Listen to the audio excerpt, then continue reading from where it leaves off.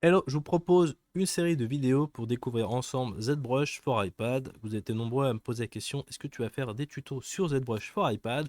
Eh ben, je me suis équipé, donc c'est un grand oui. Et on est parti tout de suite. Donc, je vous ai mis l'écran sur le côté, là, par là. Voilà, comme Catherine Laborde, ici. Et donc, on va voir directement. Vous avez l'écran comme moi, et moi, du coup, ma tablette, elle est plus bas. On est arrivé en fait une fois qu'on lance l'application, on a la fenêtre d'accueil, donc vous pouvez cliquer, vous avez des news, ce genre de choses. On a aussi les dernières sculptures, vous voyez, j'ai pas fait grand chose pour l'instant. On a mes sculptures, donc on va pouvoir récupérer donc nos projets, et on a aussi les sauvegardes rapides. Ça c'est assez cool, vous voyez, on voit les étapes de progression de ma sculpture. Donc je vais pouvoir récupérer ce qu'on appelle des quick save. D'ailleurs là je vais utiliser en français aujourd'hui et pour les prochaines vidéos, mais je pense que je vais plutôt partir sur de l'anglais les prochaines fois. Vous me direz en commentaire si vous préférez en français ou en anglais, mais généralement c'est quand même bien de travailler en anglais, parce que quand vous allez avoir des besoins, je vais peut-être pas pouvoir tout couvrir avec ma chaîne, mais quand vous allez avoir des soucis techniques, bah il y a quand même plus d'aide en anglais, et donc les termes ont certainement changé. Vous n'avez peut-être pas retrouvé vos billes exactement. Donc on a ça, on peut récupérer nos projets en cours et repartir dessus. Et on a enfin le dernier onglet qui est un peu gadget, c'est ZBrush Central. Bon, ZBrush Central, c'est un peu le ArtStation de ZBrush. Vous pouvez mettre vos projets, et voilà, tous les projets où il y a du ZBrush dedans. Donc voilà, ça peut être assez vaste. Ensuite, en bas à gauche, on va pouvoir importer les projets si on le souhaite. Et je peux récupérer potentiellement un projet que j'ai fait. Et on va cliquer sur Nouvelle sculpture. Et donc la nouvelle sculpture, ben, on a différents onglets. Pas toujours complexe, enfin pas toujours simple à comprendre. Parce que là, par exemple, maillage, c'est un peu de tout en fait. C'est nous mettre du Dynamesh avec une primitive et des projets de démarrage. Donc ils auraient peut-être pu ne pas mettre cube et Dynamesh dans le même. Voilà, parce qu'on comprend pas trop. Là, je comprends plus que voilà, je voulais démarrer sur un visage qui est déjà fait pour vous entraîner ou faire un personnage. Vous pouvez venir ici en tout cas. Primitive, bah là, c'est toutes les formes de base qui ne sont pas encore sculptables. Il faut ensuite les transformer en ce qu'on appelle Mech Polymesh 3D. Et donc on peut partir là-dessus aussi pour démarrer. Les Z-sphères aussi, c'est cool de les avoir mises parce que c'est vraiment quelque chose d'intéressant qui n'est pas toujours très exploité. Et en fait, c'est pour créer rapidement des personnages. Vous voyez, en quelques petites boules. C'est des petites boules en fait que vous allez pouvoir connecter les unes avec les autres, et ça va vous faire voilà, des formes rigolotes. Donc vous voyez, il y a des choses qui vous proposent si vous voulez démarrer sur un gorille, ce genre de choses, ça peut être rigolo. Et projet professionnel, bah, ils nous ont mis un petit bonhomme. Bon, bah, ça nous permet tout de suite de regarder voilà, les différentes choses à savoir. Là, pour cette vidéo, je vais déjà vous décrire la navigation, l'interface. On a en haut à gauche, en fait, bah, le bouton, donc la maison. Ça nous permet de revenir à la page d'accueil de tout à l'heure. Vous allez pouvoir, comme ça, quitter un projet, en rouvrir un autre. La petite disquette, bah, c'est tout simplement pour sauvegarder le projet en cours. La petite flèche vers le bas, ensuite, bah, c'est pour importer. Et l'autre flèche à l'envers, vers le haut, c'est pour exporter. Et en dessous, on a un nombre de points actifs et nombre total de points. Alors, qu'est-ce que c'est que ça? En fait, pour ça, il faut dérouler ici la deuxième icône à droite, donc celle-là. Je vous mets bien. Hein. Voilà, et en fait, ici, vous allez avoir ce qu'on appelle des subtools. Donc, en fait, c'est concrètement, c'est tous les calques qui composent votre tool. Donc, en fait, un tool, qu'est-ce que c'est? C'est un projet qui est complet. Il faut imaginer un tool, c'est par exemple votre personnage. Et à l'intérieur, vous avez des subtools. Les subtools, bah, ça va être le personnage nu, un autre tool avec le t-shirt, un autre tool avec, enfin, un autre subtool, pardon, avec le pantalon. Le tool, c'est le PSD, et à l'intérieur, les subtools, c'est différents calques. Donc vous voyez, comme ça, on a Patrick nanana. Si je veux regarder ce que c'est pas toujours évident. Ce que je peux faire aussi, c'est que je peux cliquer en bas à droite et je peux faire le mode solo. Vous voyez, et là, tout de suite, je vois ce que c'est. Je vois, ah, c'est une écharpe, d'accord. Ensuite, je vais cliquer sur un autre, le plate. Ah, d'accord, c'est une assiette. Alors, au passage, qu'est-ce que je suis en train de faire là? Je suis en train de naviguer, tout simplement. Alors, comment on fait en fait? Bah, avec un doigt appuyé dans le décor, on va pouvoir tout simplement tourner, comme ça. Si j'utilise deux doigts et que voilà, je peux zoomer, dézoomer en les fermant, en les ouvrant, en restant collé. Et si j'ai un seul doigt comme ça, et les deux doigts pardon qui sont joints et je bouge pas, en fait je vais pouvoir déplacer ma forme. Donc c'est vraiment, franchement c'est hyper intuitif, c'est vraiment très très cool. Donc, je vais pouvoir bouger, zoomer, dézoomer, déplacer, donc ça c'est top. Donc je vais quitter le mode solo ici, donc voilà. Et d'autres choses à savoir aussi, c'est le petit personnage qui est ici. Ça vous permet de savoir si vous êtes de face ou pas. Donc on voit bien notre personnage.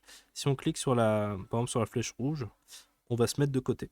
Donc c'est plus simple qu'on a un visage parce que là on voit qu'on n'est pas totalement, l'assiette elle n'est pas à plat. Donc ils ont mis une rotation. Et voilà, on est de côté. Si je rappuie sur la petite pastille bleue, bah, je me remets devant. Et si je vais être dans le dos, bah, je rappuie une deuxième fois. Voilà.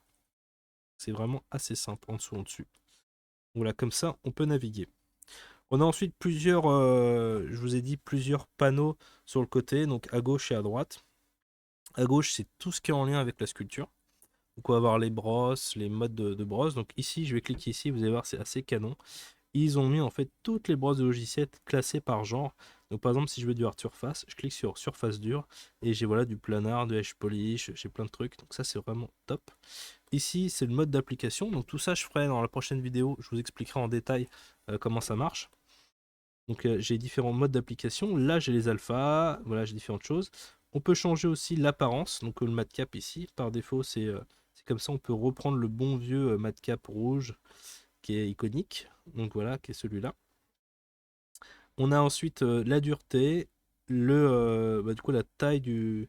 Enfin, ça c'est la dureté, pardon. Ça c'est pour peindre. Le RVB c'est pour peindre. Ça c'est la dureté. Ça c'est la taille de la brosse. Donc on va pouvoir zoomer ici. Et on a plein de façons de grossir, enfin de changer la taille de la brosse. Et ça c'est l'intensité de la brosse ici. Donc, voilà. Ensuite ici sur le côté on a ce petit helper. Alors j'aime bien refermer parce que des fois ça me cache une icône. Ici en fait au centre si j'appuie je vais pouvoir bouger cette petite roue. Qu'est-ce que c'est en fait? C'est que là on va pouvoir, si je clique ici, je vais pouvoir, au mieux que je le fasse avec la main gauche, je vais pouvoir lisser directement ma pièce. Si j'appuie avec le côté gauche ici et que je reste appuyé, je vais pouvoir faire un masque. Avec le bas, je vais pouvoir inverser. Donc si je suis en plus, je vais pouvoir sculpter en négatif en appuyant dessus. Et tout à droite, en fait, on a le menu rapide où on peut directement voilà, changer la brosse. Donc en fait, vous avez plusieurs façons de faire la taille de la brosse. Je vais vous montrer trois façons de faire. On clique ici, on change la brosse ici. Ou alors on clique ici et on change la brosse ici. Ou alors vous utilisez trois doigts et vous appuyez ici. Et là, vous allez voir, on va pouvoir augmenter, réduire. Je ne sais pas si ça se voit à l'écran, mais en tout cas, ça augmente et ça réduit ma brosse directement. Ensuite, on peut annuler des actions. Tout en bas, on a les flèches de gauche et de droite. Donc à gauche, c'est pour revenir à une action précédente et à droite, retourner à l'action qui avait été annulée. En bas, on a directement, donc ils nous ont proposé tout un set de brosses qui est vraiment pas mal. Vous pouvez aussi créer les vôtres. Moi, je m'étais créé un petit panneau avec différentes brosses. Vous pouvez en créer plusieurs. Donc, par exemple, vous pouvez me mettre ici, vous faites plus et vous allez avoir directement accès à tout un tas de brosses que vous allez pouvoir choisir et vous allez pouvoir les mettre sur, voilà, vous cliquez ici, vous allez pouvoir vous créer une barre d'outils et les glisser directement dedans. Donc ça, c'est quand même hyper pratique. Et à droite, eh ben, on a quelque chose de classique. Si on clique ici, en fait, on va avoir accès à toutes les palettes. Quand je vous dis toutes les palettes, si vous vous souvenez, sur ZBrush, on a toujours la palette Tool qui est à droite. Donc là, ils ont choisi de retirer le menu tout en haut et de le mettre là-dedans. Donc ce qui est peut-être un peu complexe ici, c'est qu'on a vraiment en Fatra un peu tout. Donc la caméra, le dessin. Donc vous voyez là, je peux changer la focale, tout ça. Voilà, en tout cas, tout est ici pour tous les réglages de quasiment de ZBrush sont ici.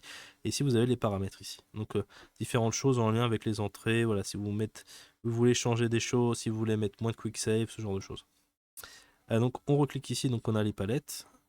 Donc voilà, donc par défaut, c'est comme voilà, ils vous ont exporté Subtool qui est ici, c'est pratique. Moi, j'aurais peut-être fait un choix aussi de mettre géométrie en plus en dessous. Je sais pas si ce sera possible de le rajouter moi sur ma palette personnalisée, je verrai ça. Parce que là, moi, j'ai quand même besoin d'accéder souvent à géométrie. Et là, de cliquer là-dedans et d'aller dans Tool géométrie, c'est un peu chiant. Pour avoir tout ça, le Dynamesh, tout ça, bon, on verra. Ok. Ensuite, en dessous, dans les icônes, on a le BPR. Qu'est-ce que c'est le BPR? Tout simplement, bah, c'est le rendu de ZBrush. Donc, vous allez cliquer, ça va vous créer instantanément un rendu. Et vous allez pouvoir ensuite changer les lumières. Et voilà. Donc, si je clique ici, par exemple, voilà, vous allez voir, ça me fait un rendu. Et bim, j'ai un rendu. Qu'est-ce qu'il est? Parce que j'ai aucun réglage. Donc, c'est pour ça que ça me fait quelque chose de. En tout cas, on voit de l'ombre, on voit de la lumière. Donc, on voit déjà qu'il s'est passé quelque chose. En dessous, là, on a la grille. Donc, si j'appuie sur la grille, on va avoir directement la grille. Alors, je sais pas si on la voit bien, c'est pas sûr. On a la grille au sol et on peut changer aussi, on peut mettre d'autres grilles. Donc, j'ai galéré un peu, c'est qu'il faut appuyer. À chaque fois, ça marche pas. J'aimerais changer la... Ah, c'est marrant, là, ça marche pas. En fait, on peut normalement mettre d'autres grilles. Et je n'y arrive pas, là. Voilà, faut que je reste appuyé, tout simplement. Et en fait, je peux choisir X, Y ou Z. Donc, enfin, X, Y et Z, pardon.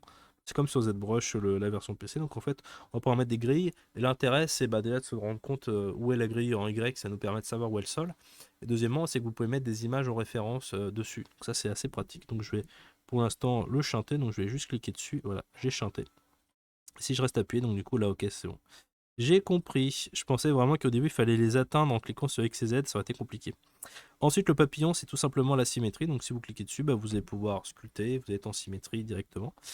En dessous, c'est la symétrie locale. C'est en fait si vous avez un objet qui n'est pas à la base centré vraiment au centre de la scène en X, en Y et en Z, et ben, votre symétrie, elle va pas fonctionner. Votre objet, il est un petit peu déporté. Bah, vous allez sculpter, mais l'autre partie va être, voilà, ça va plus toucher l'objet. Si vous activez symétrie locale, ça va vraiment faire une symétrie par rapport à votre objet. Donc là, vous allez pouvoir sculpter dessus.